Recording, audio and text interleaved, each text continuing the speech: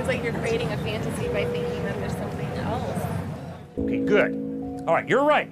Maybe God is just my fantasy. Okay, good. You're thinking, I think you're thinking clear now. All right, Cliff, fine. Then maybe your God is just a fantasy that you've created because you're not willing to face the meaninglessness of life. You're right, that's possible. But by saying that, what you've communicated then to me is, Cliff, I realize that because there is no God, life is meaningless. Well, right? No. Oh, come on.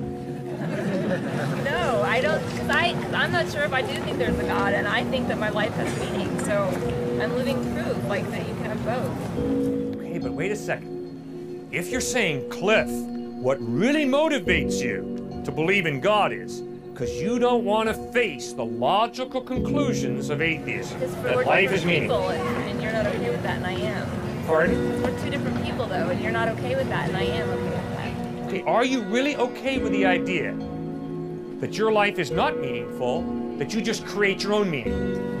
What do you mean by that? What I mean by that is... Like an example, I create my own meaning, how? You can say that the purpose of my life is to develop my mind and help other people.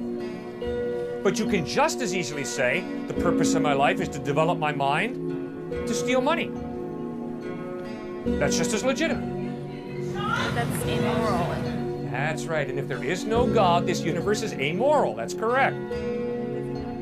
Well, then who defines morality if there is no God? Who defines it?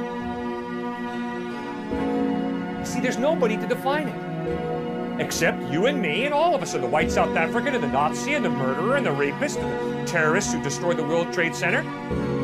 I mean, I hope you don't think that those terrorists who flew those jet airliners into the World Trade Center September 11th didn't think they were doing something good. Of course they thought they were doing something very good. That's why they sacrificed their lives for it. I am convinced at the root of my being, they were wrong. Absolutely wrong.